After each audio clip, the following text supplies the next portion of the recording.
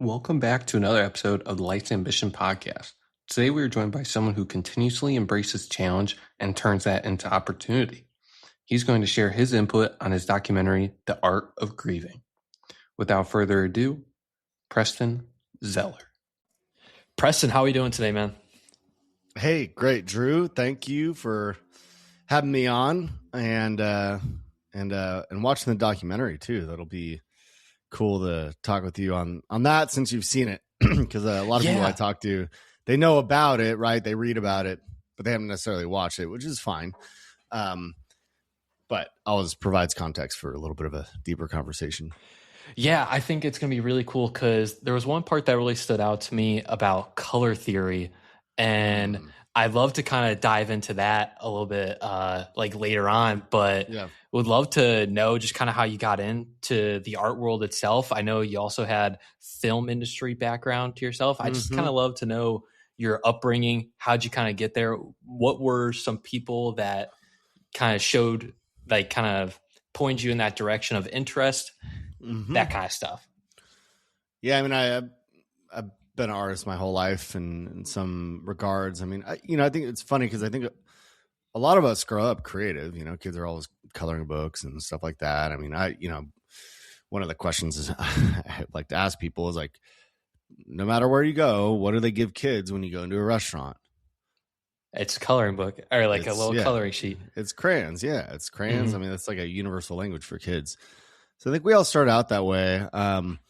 My mom was interior designer, creative. She did painting and stuff like that. She did a lot of painting in the context of interior design, but more just like she's a very visual person. So I got more of that fostering from her.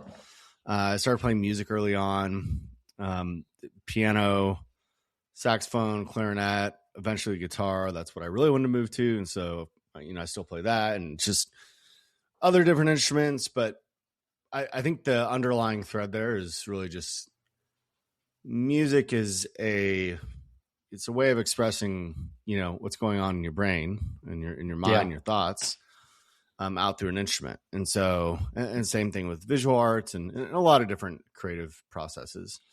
But there was always a catharsis in there for me. I wouldn't have called it that, but it was just a way of sort of processing, I think, my own struggles. And especially as, you get into junior high school, and then the rest of life, that really becomes pretty central. But I had some really good mentors along the way. I think high school probably solidified that a bit more. I had a fine arts teacher because I was doing a lot of painting and mixed media stuff then, who was awesome. She was just a great woman. And then I had a music teacher who I learned theory from in high school. And he was a Berkeley trained musician, could just jam around a fretboard like no tomorrow. What's a fretboard? I've never heard of that before. Well, it's just the frets on a guitar. Gotcha. So, okay. On the neck, you call that the fretboard. So gotcha. See, I've wanted to learn guitar, but I haven't gotten to that point yet. So a lot of these terms are very new to me. So sorry. No, it's all good. But yeah, he was very good. And so I think between those two people, and then I had, different people throughout college where, I mean, a lot of it is really you make this creative work. And I think early on you go, is this good? Right? You're kind of asking yourself that. You hear things, see things. And so you're, to some degree, you're mimicking the things you like or trying to. And then at a certain point, you got to find your voice in there. It was funny. I was actually watching the beginning of some cooking show on Netflix last night, and there are all these very skilled chefs, and you'll hear this on other chef shows where maybe they come from a certain restaurant background, and they'll come up with a dish, and that dish is very technically sound, but the people will go, yeah, but it just seems like another dish they'd make at that restaurant. Is that who the person is, right? Yeah. Is that their unique style coming through? And I think that's what makes us gravitate towards, any one kind of artists or, people with unique ideas. So yeah, I mean, it's just this process of figuring out, what are you comfortable with, realizing what's coming out of you that you feel like is good, or that it's meeting an expectation that you have. And how do you balance, being critical of that in a way that helps you improve, but not overthinking it. Oh yeah. Where you're, musicians will tell you this many times, they go, even some of the, sort of biggest records that get made or songs that get released, where they'll go back and listen to a track and go, I can hear all these things in it that are just imperfect. And, you're your own worst critique. And I think that stems exactly to it. And I think it's really cool that you mentioned that you had some kind of people that you looked at, like your high school teacher, and how she kind of pushed you more in the direction of like arts and like kind of like showed you different things. I think that's super cool. How people kind of find their way by just interactions with others. Like for me, it was a teacher in high school that I had environmental science with. And for whatever reason, like the way he was teaching something just clicked in my head. I don't know why, but that kind of brought me towards the route of what I do today. And so for you and I also want to hit on another point of like finding your own voice. I know I'm really like, I know we'll kind of get into this, but I'm sorry about your brother's passing. I know that kind of what brought you to the art therapy route. Like, when I was watching your documentary and I got to see the end product, just the color palette that you chose, about how each day just kind of reflected how you felt, I think is really impactful. And I kind of would love to go into that with you of, one, I don't know how you found that many ideas to do for an entire year, or that many canvases to do for an entire year. And then two, a lot. why do certain colors mean something to some people rather than like other people? So like red can mean like fire, anger, and that kind of stuff, where some other people might think, oh, red means like fire can be beautiful instead of like destruction, that kind of stuff. Yeah, the love and passion, and because that's where I kind of found like your voice throughout the documentary, was showing those feelings through your canvases based on the colors that you were showing. And I thought it was really impactful. Yeah, I mean, and to the first question, grief is a spectrum of emotions that oftentimes you're feeling a lot of things at one time. And so there was some days may have been a little bit more like, okay, I got to paint today. And it was kind of just the routine of it. Other days it was like, I can't wait to do this because I feel like I have a lot of angst or emotion pent up. But I don't think it was really, I'd say, difficult to get the ideas. And also because of the nature of me doing it, being this very, it's, abstract and intuitive abstract expressionism is a more traditional term for that. But because of the nature of how I did it, you're not, taking a photo and trying to replicate the photo or something very literal. But it is weird. I mean, most of those paintings I'd start out and I'm like, I have no idea what's going on here. You just start. You start somewhere and then you start to get an idea for it, which is kind of, I've done the same thing with music, right? I've done a lot of improv and music and things like that. So it's not a foreign concept to me. I think, some people get really obsessed about the planning of everything and they got to know every detail and every, some kind of variable that gets introduced throws them off. And they're like, my whole plan shot. And it just kind of makes them go into a tailspin. So, part of that is like, it's a muscle. It's a muscle, being creative, exercising creativity. But color, it's hard to pin down why I may think about or be gravitated towards the use of a certain color, like where that stems from in childhood or whatever point it does. I think it's more so in many ways just, how without thinking about it, I would choose those colors. I kind of mentioned in there at one point, and that's all it was to me. It wasn't like, man, I'm feeling really sad today, let me get some blues and grays. Wasn't really so much that. In fact, red, when it was more red for me and then it was very black, those were kind of the darker kind of emotions, I think. But again, that was me. When I first met Lindsay, I was like, hey Lindsay, I want to give you all these paintings that I have and psychoanalyze them and tell me some crazy thing I don't know about myself. And she's like, well, that's not really the way it works. Because when you do formal art therapy, I made mine was a very self-guided version of that. But if you do formal art therapy, I mean, they're really a licensed therapist. And then they have to go do, they have to go get art therapy license, which is a whole nother step. And so they're applying these psychological principles to the way you create art. And, whether you're doing it with pencil, do you choose to use color? Is everything very nondescript? Or at what point do you start introducing life in the form of, trees, flowers, plants, animals, those kind of things that can kind of symbolize something as well. So, anyways, the color thing is interesting. And I did one other exercise that you see a clip of it in the documentary, but I didn't really elaborate on it, where I took a spectroscopy program. It's called Image J, and it's meant for analyzing, images you take under a microscope. And there was all these color mapping tools in there. So I did some interesting things to see how color changed over time and what was the frequency of color I used. And I mean, all that to be said, it was more of an interesting note to look back on than to look at it and go, well, based on this, blah, blah, blah, blah, blah, blah, So anyways. Yeah.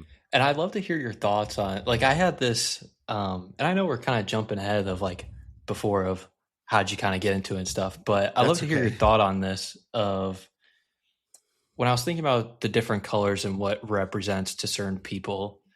I picture what people associate memories with. So people, when they think of blue, they could think of sadness.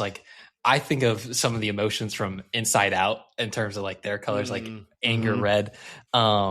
But maybe blue for someone, they associate that with the ocean and those memories. They had a great time on the beach. Yeah. And that's just something very soothing to them. I was curious to see your thoughts on memories when looking at certain colors. They think about memories from the past that influence how they feel. Yeah, no, that's a good point. That's kind of what I was saying. I think it's a lot more nuanced than just set a moment in time. Yeah. Maybe it could be for some people, but I think, okay, I'll play out, the blue thing. Yeah. Blue is like an ocean where maybe you have a lot of fond memories at the beach surfing, but maybe you've also experienced some really tragic thing on a boat. And also, maybe, someone who used to love wore a blue shirt or blue shirts all the time. And there's also some girl you fell in love with who had blue eyes and all the things that could have been kind of blue goes back to. So and the reason why I think Lindsay said what she said is, blue or any color, right, could mean different things for you in general. And so unless you're asking me sort of why I'm painting them or in the moment, it's really hard to go, yep, well, red or blue or whatever is this universal thing. And it's funny because a lot of my background's in branding.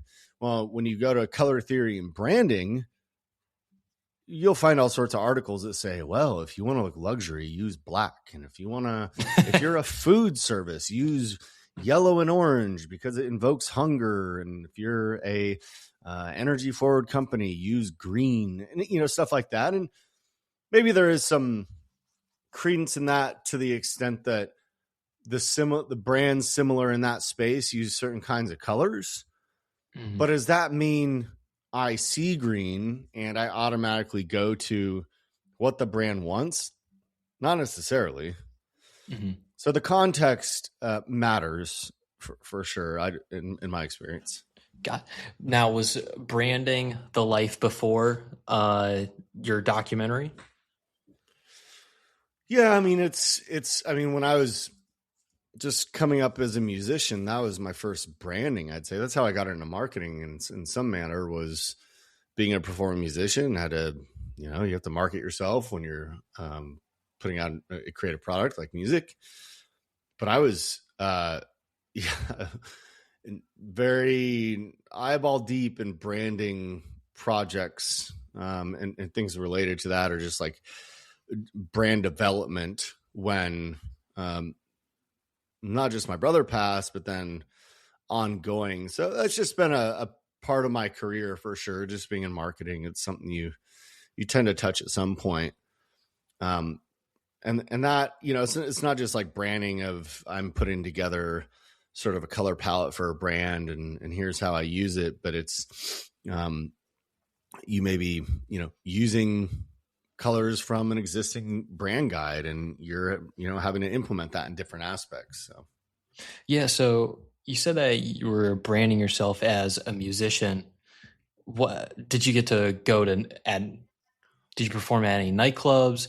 Did you have like gigs? Was it just yourself in a band? Did you have like other people with you? Yeah, so this was in college. I did both. I had a band, I had a backing band, and then I also performed a ton of shows solo. Nice. Yeah, played later on. I was in like a worship band at church, and then but yeah, mostly either with a band or solo. I mean, you start out, the frequency of shows, if you want to get really very comfortable playing in front of people, you just go play at open mics. I used to go, and this is all in Southern California. We played, venues. I did was like guest guitar for people's bands and things like that. So, yeah, and is that how you advertise yourself? Was those open mic opportunities? No, well, yeah, of course, playing music is a form of advertisement. Yeah, I mean, hopefully people are there and they listen to you and go, "Oh, this person's really good," or "This band's really good," and they want to listen to you more. But this was mid 2000s to late 2000s, so it was very early internet. I mean, I was trying to figure out how to market myself online. In combination of you get headshots or live, group band shots, photography. You're going, okay, how and where do we use this? How do we describe our music? What's the website? I mean, having a website back then was like such a pain to get done well. Now AI can crank it out for you. Yeah. No, it's crazy. And I think if you had live video, that was amazing too.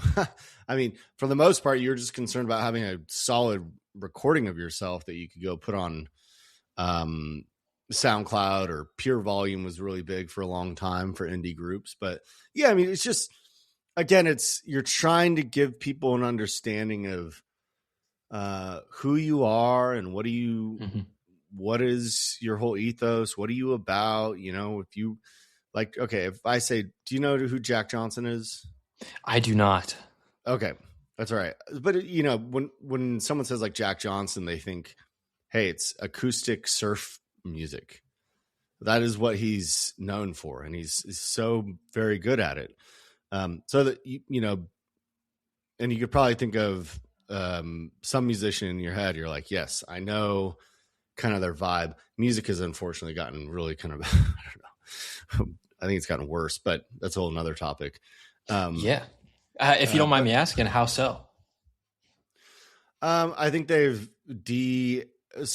actually an interesting thing where I think it was on Billboard, the Billboard top charts.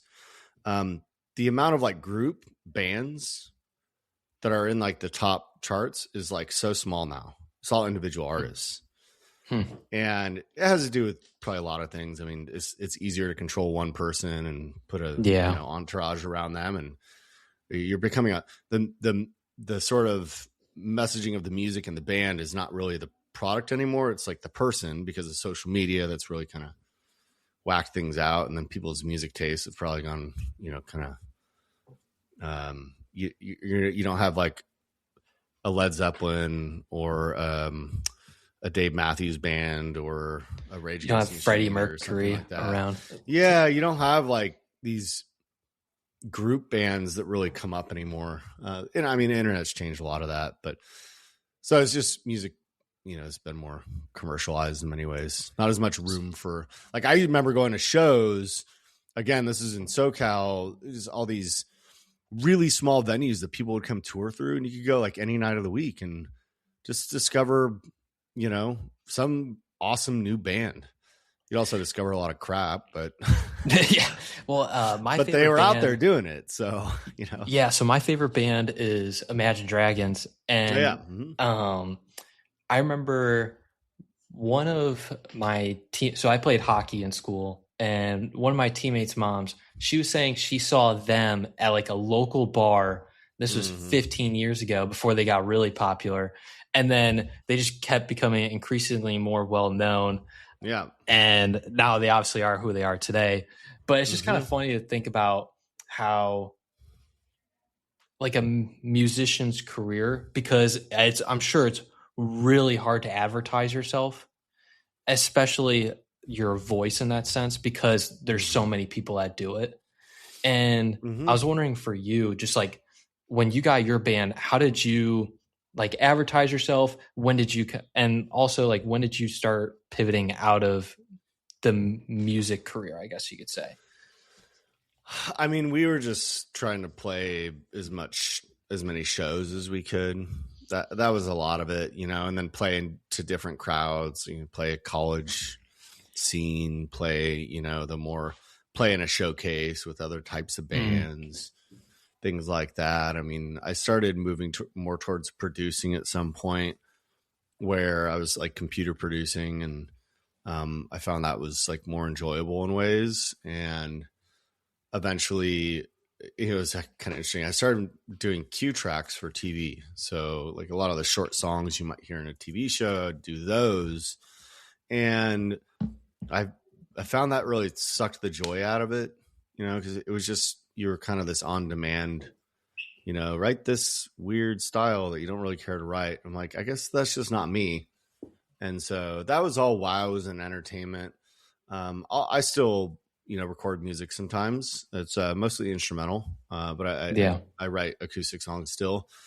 But I started venturing out of that in terms of like, hey, I want to start a family someday, and I don't think this is going to be the way I'm going to provide for myself, for my family. So I started really thinking differently. I got out of entertainment, and I said, okay, what skills do I have? And I was looking at really the skills that I had acquired through film school, but also being a musician, which is like not the musical part, but the creative, branding aspect, and just kind of went that way. And that was almost 16 years ago at this point. So, wow. What are some of the things that you notice in like the creative branding industry that most people don't think about? It's a good question. I mean, the way people engage with content nowadays is just, it's continued to evolve a lot, right? I mean, yes, you could, if you're creating a new brand, I think it's easy to overthink brand, and brand is of course more than just a logo and a web page and whatnot, but it's easy to overthink how polished all that stuff needs to be before you like start actually make something people want. But who are your customers? I mean, we saw that with like Cracker Barrel, right? Where they did a logo redesign and started redesigning. That was crazy. Yeah. Yeah. And it's like, and you've seen a lot of brand fumbles where it's like, you guys know who buys from you, don't you want to keep those people? And then you have something like the recent, Super Bowl halftime show, which is, there's an argument to be made there that guy, they're trying to tap into more of like a Hispanic market with the NFL and all that kind of stuff. So the brand serves like two purposes, where it's like, okay, guiding how do you continue to communicate with existing users versus how do you go to new markets, that kind of stuff. But I think it's important to know, like, hey, when you're building out the brand behind the product, what is it you're what are you for and what are you against, and what are the characteristics of your brand? But again, it's really weird now because and even I'd say 5-10 years ago, if you were just let's say Drew watches, right? You got some watch line. Well, you could have a logo that's Drew's watch line and put out content, but what do people what do they want to engage with? What are they craving? Authenticity, all that kind of stuff. And how does that content look? Where is it distributed to? There's just a number of things that you really, I think, need to think through. How are you getting discovered? It's a lot more variable than, say, if we go to you ever seen the show Mad Men? Yes. Yeah. So if you go to like very old kind of PR ad world, I'd say that's the ad world, where, you look at a magazine from the 70s, it's just the ads are so different. You had to really capture someone's attention with like this really phenomenal TV ad or magazine ad and do it well. If you marketed a luxury product, you had to go, and for a long time, it's just Golf Magazine. That was where you went, because that was like the rich person's sport, particularly for men. So, do you think it's a good thing with the way branding has shifted from then to now? Because I think about growing up, all the ads were on TV. Now everything is streaming services, and then TikTok, short clips of like YouTube, Instagram, all that stuff is where all the branding is. And it's all in like 7 seconds, maybe. Do you think it's been a good shift or a bad shift? Because I can kind of see a little bit of both. Yeah. It's good because a lot more outreach on like the TikTok, YouTube, all that stuff. But it can be, I don't want to use the term like brain rot, but it kind of is at the same time, people just scrolling, and it's shortening attention span so much. Yeah. Well, on the really like pragmatic level, there's so much the internet has done, and social media, and and I would, throw YouTube in as a, platform within social media, but the ability to syndicate content and find your right viewers, like, that's been amazing for online businesses. If you want to go start and grow an online e-com store, that's way more possible now. If you try to do that in the mid, or late 90s, like, no way. You're going to need, $1 million to build a website, and it's going to be, just super cumbersome to go find your products, and then you're going to have to go do expensive ad buys. And really, there was that much that went into it? Yeah, websites were, especially complicated website, very expensive. You should look at how much the Obamacare website cost. That was like $2 billion or something crazy. Holy cow. I remember reading that, and I was like, no way this website costs that much. That's insane. Funny rabbit hole if you ever want to go down that. But to answer your question though, good from a distribution standpoint, what social media has done for people's brains, bad. But okay, so one interesting thing there, and is we could always what if it didn't exist, because I was born in the 80s, so I was part of this weird generation where it's like we grew up with basically not really much of a shift in technology, and then by the time a lot of us went to like high school or college, it started to get really weird. It was just very different, particularly in college, I'd say. So we didn't grow up with like cell phones all around and all the, the community. Like if you had a computer, it's like fine. You didn't do too much on it because it was slow, very slow. So,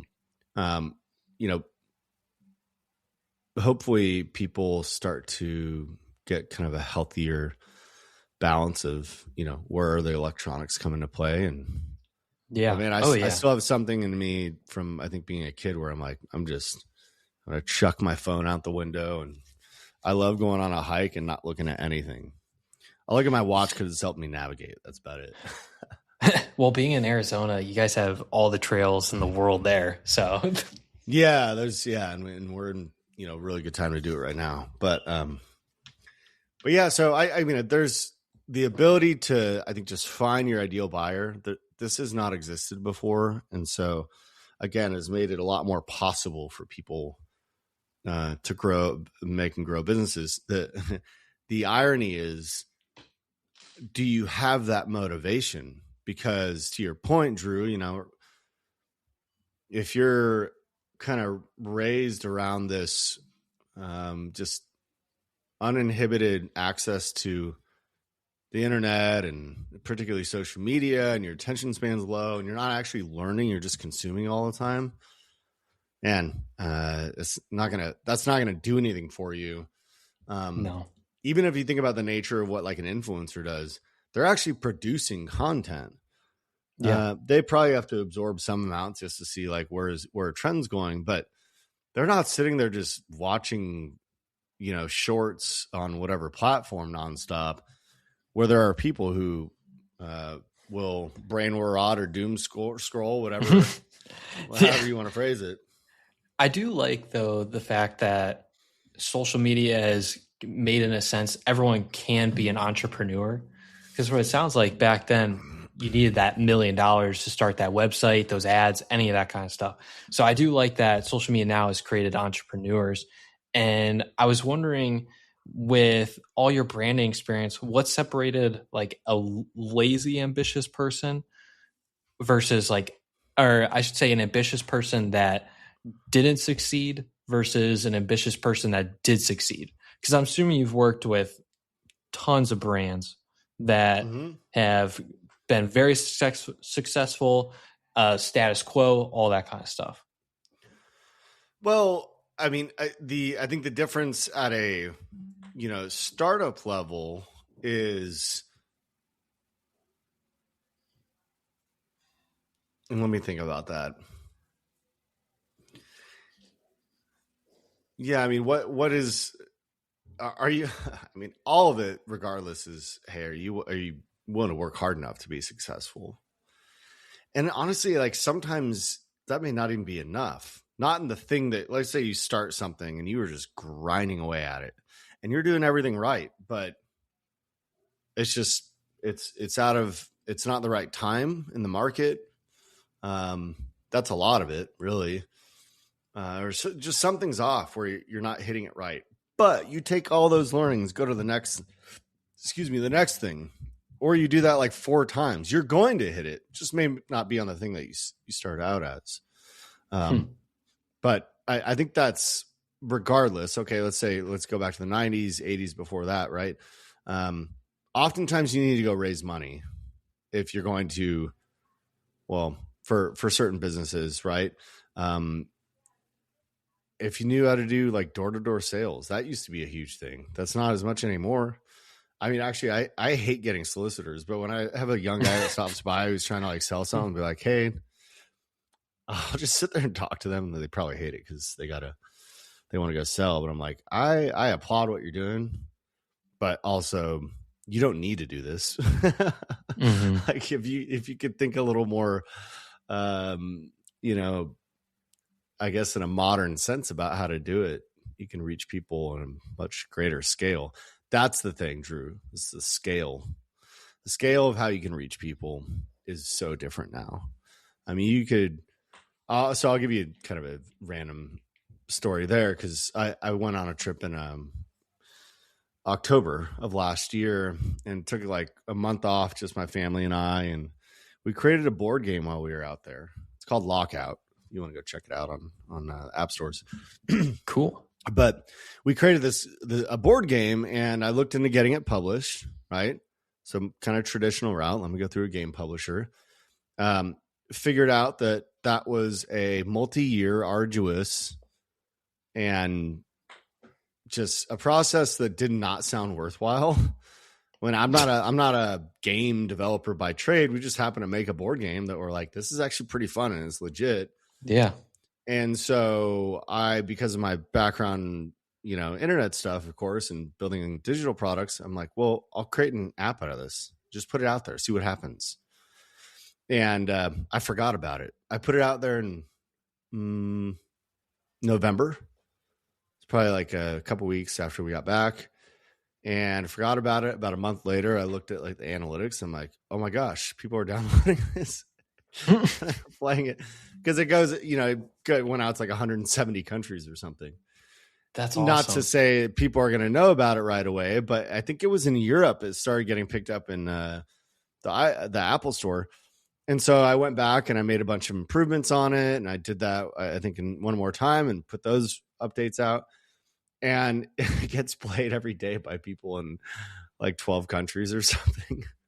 Which is awesome. I mean, Is that like coding? Like, are you using a specific, like, are you coding the language out, or how are you developing the app? So I'm not a developer. So I understand how that stuff works.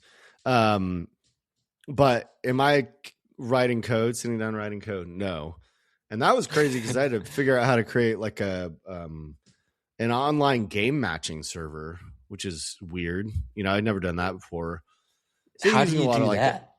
Yeah, the short of it is I'm using like modern AI tools like Claude Code. I used Replit on some of that, which is using Claude and Gemini and a bunch of those.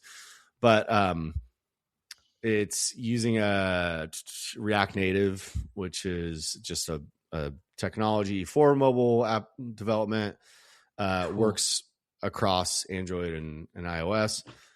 But I just dug into it. That's the thing. I mean, I've built a lot of technological stuff, but the app world has been very new to me in the last year because of another product I have, and then that one was even on a different tech stack. But I guess my whole point there is I just sunk my teeth into learning a new thing and was able to put that out there, made it ad supported, gave people the ability to remove ads with a one-time purchase. So it's like, it's got some basic monetization to it. I'm not going to get rich off it unless like 1 million people go download it right now. But the cool thing is, I guess we were talking to reach, the fact that I was able to put it out there, it resonated with people clearly. I was curious. I'm like, man, I think this is a cool game. Are people going to download it and think it's stupid? But they continue to play it. And it, really drew the documentary is a similar thing. And all this stuff is, you're not going to, most of the stuff you put out for a while is going to be garbage, right? It's just going to be, hey, this didn't work. Why? And it's good to reflect on that. Mm-hmm. Some stuff you're going to think, man, this thing's great. Everyone's got a bias for that. And then you put it out there and you're like, no, it doesn't. In the 365 paintings that I put out there online, I had people buy prints of ones and I'm like, that painting, that's the one you wanted. And it just was a surprise for me. And then the documentary was surprising too, because that ended up getting seen in over 40 countries. And it's of course still out there. And it's in a bunch of other outlets too. But that is, I think, the beauty behind the internet, of course. Now, what people choose to do with it, it's all a tool. Mm-hmm. All this stuff's a tool. AI is a tool. Internet's a tool. Money's a tool. Whatever. They're all tools. What people do with it, that's the thing. And so you just got to be discerning with how you use all this technology so you're not, harming yourself behaviorally. Yeah. How did you get in touch with getting your documentary onto Amazon? Yeah, so I really hit the market at a very interesting time. I was aware because of my background, more or less, how film distribution deals worked. I mean, for those who don't know, a lot of the film festivals and a lot of the major film festivals, like you hear Sundance or something like that, they're really kind of like film markets. So most films are going to be independent, and I got to create a press kit for it, and hopefully I've had some good kind of preliminary reviews of that film, and maybe I have some notable people attached to it. Which, by the way, like that's what you're looking for whenever for a film, is like who's attached to it, because they're going to go promote it. Right. But we were all a bunch of nobodies.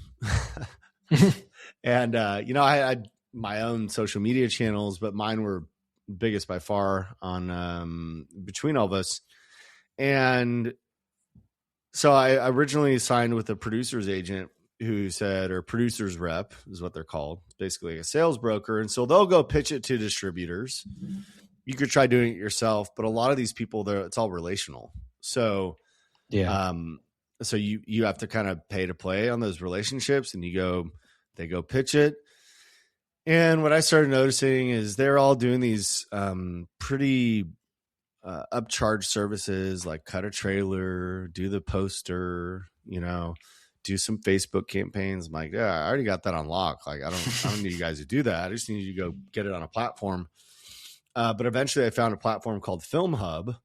And it was earlier on, even in their sort of evolution, because what Film Hub was doing was saying, hey, we're going to like kind of democratize the distribution experience a bit, where you upload your film and then these other providers opt into our platform, and they have some algorithm that matches them. So I had to put my film up there, the trailer, reviews. So I did a whole film festival circuit thing. I've submitted all these, review websites, things like that. Did a review campaign for IMDb, and then that got put on that platform. And then it started getting picked up like pretty quickly by all these different services. So I didn't have, other than putting my best foot forward and making a good film, good enough to be in these places. I didn't have any control otherwise. And then what I was able to do after that, once it was on, I had some initial like results of people watching it, is go do a PR campaign, which was a whole nother kind of interesting experience. But yeah, and that stuff's continued to change too, with the types of platforms, their models, all that kind of stuff. Yeah. And did you find that having, like, when you were filming a documentary, it kept you more consistent with, all right, I have to do this today, versus, some people, like I've heard that when you post things on social media, whether that's like you're training for a marathon or something like that, and you're trying to build up consistency to get that goal, posting when you're doing these runs and all that stuff helps out a lot with making sure you do it. Did you find that it helped you in a sense? Yeah. More people started, and I think this is a time when, I started doing it right before COVID. So I feel like, just more people were probably sucked into social media, but there were a lot of people who started to comment on, the different paintings, and I'd got a lot of DMs. People asked me questions about things, whatnot. So, it did serve that kind of purpose, which is a weird kind of pressure to put on yourself. I really don't do that, and haven't done it since for any area in my life, because I don't know, it just doesn't, I don't feel the need to do it. It's like kind of been there, done that. And some aspect of it was an experiment to that degree. And it did work for what it was, to help build a following and an audience of people who are tuned in. But the algorithms too just continue to change over time. And not that you can't figure it out, people do, but so anyways, it did help for the accountability. Yeah. And why did you choose a full year to do one painting each day? Like, you could have chose 100 days. Like, I know talked about that was a big milestone. You could have done 30 days. You could have done how old your brother was or something like that. Right. I am impatient. And so, with how heavy the grief was, I think especially at that time, I knew I had to throw myself into grief and grief work in a way that was probably going to be challenging and uncomfortable. So I said, I'll do a year. That's kind of, that sounds like, why would you do a year? Danielle actually said it pretty well. She's like, it's not a long time for some things, and it's a really long time for other things. Yeah. And it's really not. There's this whole saying, Drew, it's like, people overestimate what they can do in a year and underestimate what they can do in 5. And there's a lot of truth to that. Oh yeah, there's definitely a lot of truth. Like, what was the conversation like with your family itself of, hey, I want to do this. I want to document all of it. Were they on board at first? Were they a little hesitant about being in that kind of scene? Like, what was the conversation like there? And also, were you doing anything on the side as well? Or was it strictly, this is it for a year? Just to clarify, what do you mean, was I doing anything on the side?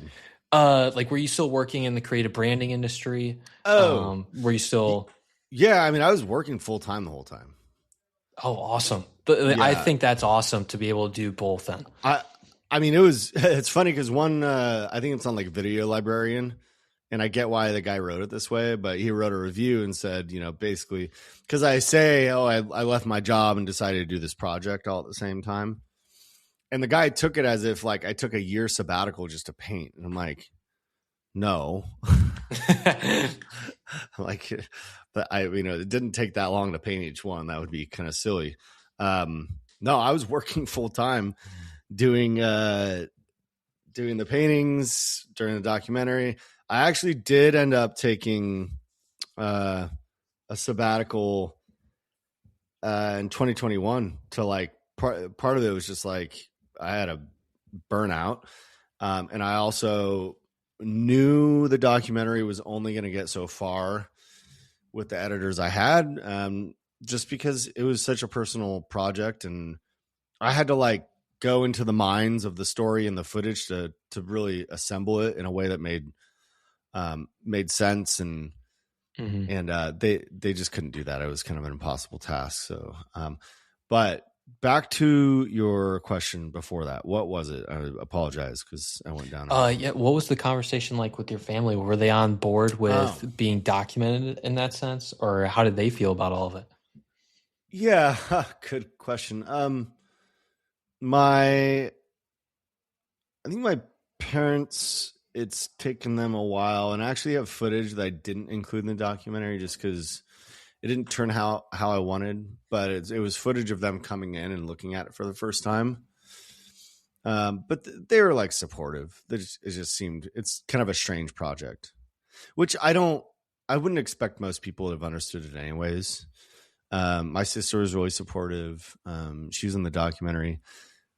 This is kind of funny, but she was actually mad because she was really kind of overweight at the time, and she's lost like a ton of weight since then. She's like, like, capture the bad angles. My fat self was in there. I'm like, I don't think it's a bad shot of her. And I'm like, it was really special to me that she was in there. My sister-in-law, I know it was very hard for her to have her, deceased husband in it. But I've known her for a long time, ever since they got together. So it wasn't like surprising that I would do something like this. It was probably in some ways too quick for her. And ultimately, I think because I've shared this with them, they all know, hey, it's had a far-reaching impact. And look at it, kind of is what it is. I think there's some shame you can feel when you have a family member die from something like drugs, or if it's some other like really intentional form of suicide or something like that, where it leaves a lot more questions than answers. So everyone's going to grieve differently too. So all those things make it tricky to deal with on the family front. And even, I did a lot of press and whatnot, I think shortly after it came out, and I shared some of those clips with my family, and then I just stopped sharing any of it because some of it people wanted to hone in on. Yeah, he had fentanyl in his system when he died. Well, a lot of people died from fentanyl, but it's like they didn't want to think about that. Like, well, it's true. So I kind of went in this uber realist mode, and I think they're all at different kind of phases with it. So Yeah. Do you regret not having anything in the documentary at all? Or do you even just Anything what? um like was there some footage that you look back on? Like we talked about towards the very beginning where there's music artists that listen to their own music now, like, I'm not sure about that, or I'm not sure about this. Do you regret doing a certain thing a certain way in your documentary, or do you wish you did something differently? Yeah, so this isn't really changeable yet. My original like layout for the documentary and the story was to, and this is before 2020 and all that crap started, but the goal was to have the paintings done, do the mosaic, but then actually end up display the mosaic in a public setting, like in a warehouse, and have an event around it. Mm-hmm. And I had no idea I was going to accumulate all this, people to come and do this event, but I knew it was possible. Fast forward, the world is just in a funky place. This is late 2020, and I had to do it the way I did, which worked out. My goal with the documentary is still to do a public showing. Now, though, with the fact that it's kind of spread more, I think it'd actually be easier to do it. But have a public event for it, film that, and where the documentary basically ends today, it goes to a black screen and says 5, 6 years later, 7 years later, whatever it is. And it's able to show the impact of it and the sort of public nature of it. I think that would be so cool. Because in many ways, possible to do that? Like to, oh yeah, like add in a piece to the documentary now that's published, or so probably what I would do. And if anyone's listening and wants to help with this, please get in touch with me. But I've already thought through like more or less how I'd do this. Is okay. So yeah, have a public exhibition, film that, and get interviews, reactions from people live, places that it has been, probably incorporate some like the news clips, things like that, in places where it's actually been impactful, because I know there are those places where it has been, and probably things I don't know about, and lengthen it to like probably 90 minutes, which is, probably more, it feels like a better full length time, and then repackage it and pitch it to a bigger, streaming platform. So, it's totally possible. That'd be pretty cool. I'm not going to lie. Because like the messaging and everything to it is just really well done. And like you guys talk about at the end about the lessons you learned from grieving.